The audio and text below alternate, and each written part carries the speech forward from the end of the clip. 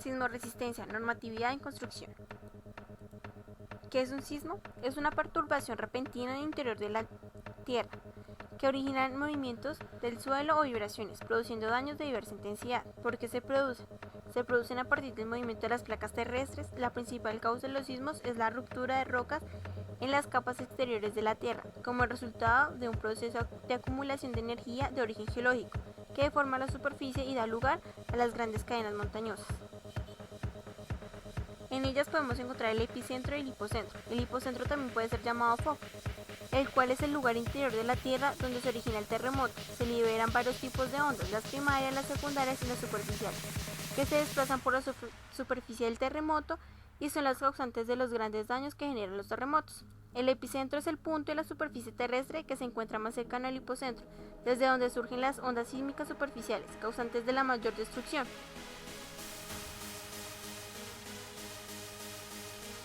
Magnitud es la medida de la energía liberada por un sismo.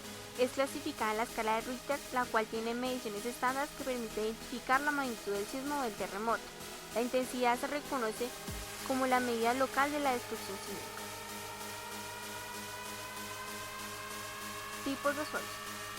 Los suelos reaccionan ante un sismo por sus distintos comportamientos y manifestaciones ante la presencia de un sismo, debido a su conformación y a otras características exteriores a él, como lo son las fuerzas ejercidas, la frecuencia y la duración del sismo. Los suelos buenos son las rocas gravas, gravas arenosas, grava limosa, grava arenosa arcillosa y arenas gravosas. Los suelos de menor calidad en la construcción son los finos, como los arenosos, limosos, arcillosos, por su debilidad al ceder fácilmente al colapso. También podemos encontrar los suelos expansivos, los dispersivos y los plásticos. En los plásticos generalmente no se pueden hacer construcciones por su capacidad de colapsar fácilmente.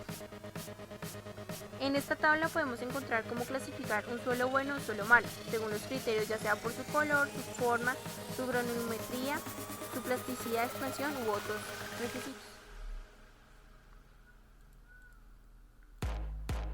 Tipos de sismos. Microsismos, pequeñas vibraciones en la corteza terrestre, grandes tormentas, hundimientos de cavernas, desplomes de rocas, entre otros. Sismos volcánicos, fenómenos volcánicos que pueden generar movimientos sísmicos. Tal es el caso de hundimientos, calderas volcánicas, destape de chimeneas en la erupción u otros. Sismos tectónicos, generalmente asociados a las fracturas o fallas. Se producen por formar fallas, movilización de fallas preexistentes o por movimiento de las fallas asociadas. Sismos inducidos, pueden ser debido a la extracción de minerales, el agua de los acuíferos o los combustibles fósiles debido a la presión de los depósitos de agua de las presas. Se clasifican en superficiales, que se producen entre la superficie y 70 km de profundidad; intermedio, que se producen entre 70 y 350 km de profundidad; profundos o deep, se producen entre 350 y 670 km de profundidad.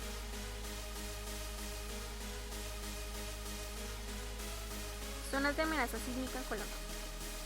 Colombia se encuentra en una de las zonas sísmicas más activas de la Tierra, la cual se conoce con el nombre de Anillo Sísmico Circunpacífico. Dentro del territorio colombiano se encuentran tres placas tectónicas importantes: la placa suramericana, la placa Nazca y la placa Caribe.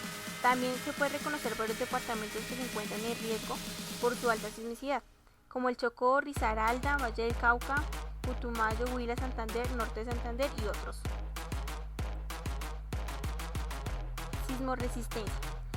Se dice que una edificación es sismorresistente cuando se diseña y construye con una adecuada configuración estructural, con componentes de dimensiones apropiadas y materiales con una proporción y resistencia suficiente para soportar la acción de fuerzas causadas por sismos frecuentes.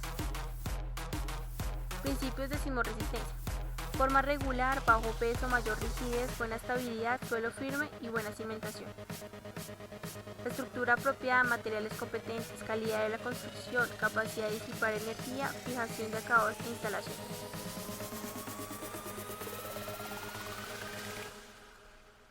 Reglamento Colombiano de Construcción Sismorresistente, la NSR-10. Regla jurídica donde se presentan requisitos mínimos que en alguna medida garantizan que se cumpla el fin primordial de salvaguardar las vidas humanas ante la ocurrencia de un sismo.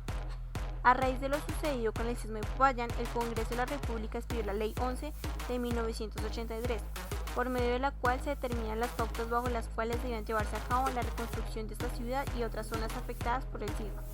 El objetivo de la Ley 400 de 1997 es establecer los criterios y requisitos mínimos para el diseño, construcción y supervisión técnica de edificaciones nuevas, así como aquellas indispensables para la recuperación de la comunidad con posterioridad a un sismo que puede verse sometidas a fuerzas sísmicas u otros eventos similares.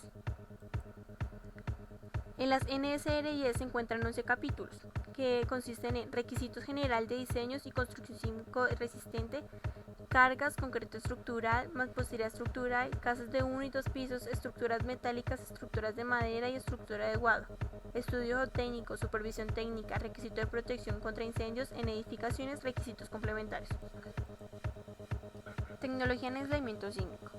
Surgen nuevas tecnologías e ideas de cómo prevenir daños en las construcciones por los sismos, basándose en países como Japón, Chile e Indonesia, entre otros, por sus limitaciones con las placas tectónicas y cantidad de volcanes que cada uno de ellos posee, teniendo en cuenta los 3 sistemas de protección como la resistencia, ductibilidad y la disipación.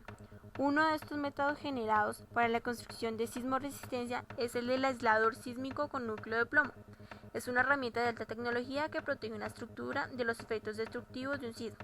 Lo hace separando la base de la edificación de la tierra, así los movimientos del suelo producidos por un terremoto o sismo no afectaría la estructura. También teniendo en cuenta la importancia de la cimentación respecto a sus materiales y amarres, con esto han salido a relucir los proyectos como el Tai-Shin que se está innovando en El Salvador. La cimentación es la parte que ata la edificación al terreno, no es rígida y permite que éste se mueva, actúa como una especie de mecedora. Existen las llamadas juntas de dilatación, que son las grietas que podemos ver por la calle y que nos parecen accidentales, pero en realidad son espacios que permiten que el material dilate y en el caso de un temblor dar un movimiento al edificio. Taipei 101, ubicado en Taipei, Taiwán. Taiwán está situado entre la placa euroasiática y filipina. El Taipei 101 tiene 101 pisos por encima de la altura del suelo, de allí su denominación, y 5 pisos subterráneos. La altura desde el suelo hasta el tope estructural es de 508 metros. Se inició su construcción en 1999 y se terminó aproximadamente en 5 años. Según sus técnicos, puede soportar terremotos de hasta 7 grados en la escala de Richter y vientos de más de 450 km por hora. Gracias a la placa filipina, que se mueve a dirección de la placa euroasiática en relación a 7 centímetros al año.